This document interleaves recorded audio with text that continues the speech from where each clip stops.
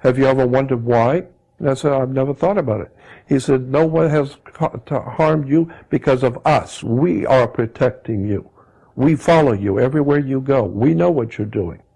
And we're protecting you. The Council of 33 is protecting you.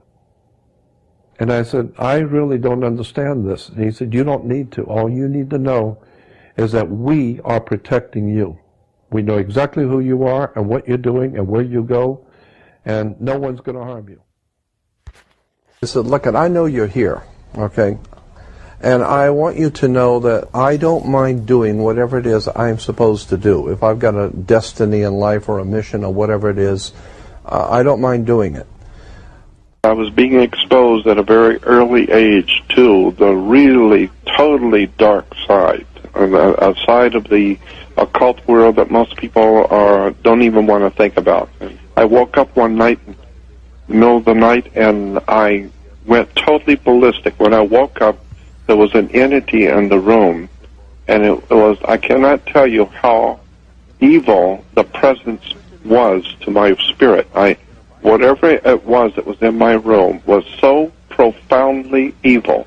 They have brought you here to do something, and you are ultimately going to be a emissary, was the word, an emissary for them. They're going to channel through you. They're going to use you, and they will speak through you. And they have been preparing you for many, many years. I said, oh, okay, I don't know. And then she goes on lighting some more candles, and then she starts talking again, and then she's laughing. And I said, what are you laughing at? And she said, oh, they told me something funny about you. And I said, what?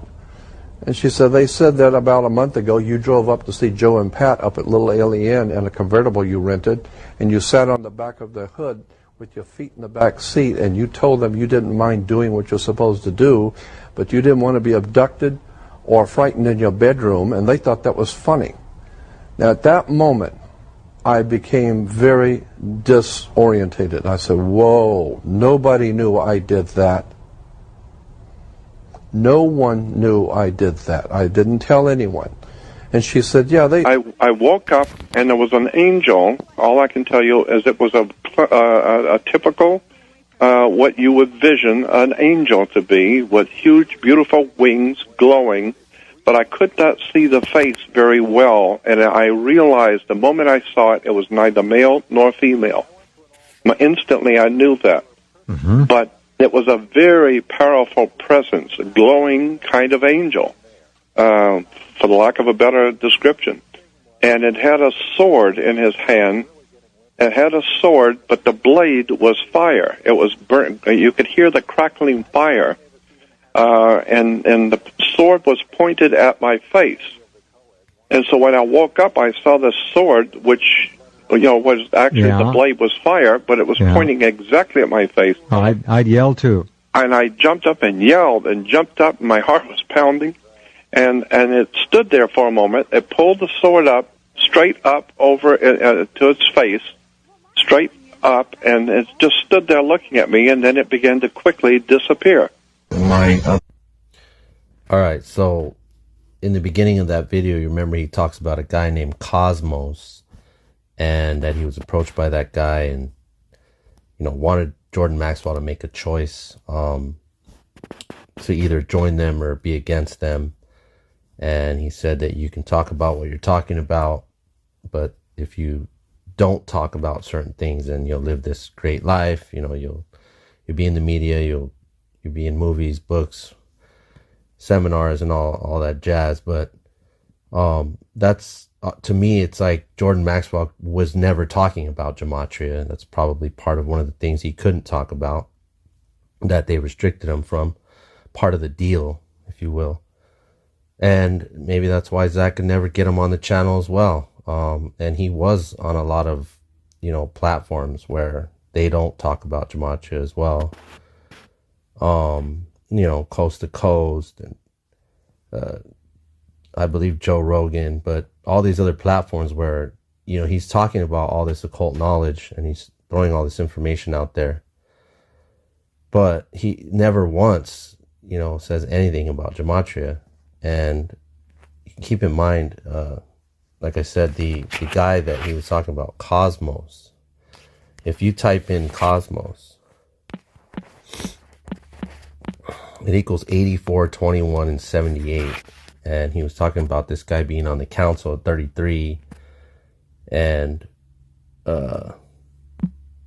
that he's a 33rd degree Mason, and he wants Jordan Maxwell to, make a choice, because if not, then, you're going to sell out and you're going to pay for it later or whatever. But Cosmos, 84, 21, 78, and 33, like the conversation about the 33rd degree and the council of 33. But also we know that Jesuit is 84, 21, and 78. So obviously that guy Cosmos, he's a Jesuit. And, he was telling them these are very bad people, these are evil people, and they don't play. So it's obvious to me that he made the choice, he made the deal. Because, remember, he died March 23rd, 2022. And he died, Jordan Maxwell died 85 days after his birthday, or on his 86th day of his age. And Jesus, let's see, sorry, spell this correctly. It's IESUS. Jesus hominum salvator. Jesus hominum salvator equals 85, and he died 85 days after his birthday. Jesus hominum salvator is Jesus, Savior of the world. That's the Jesuit. That's the 3 letters on the Jesuit crest. But also, you got human sacrifice, and human sacrifice is 86, and so is blood sacrifice.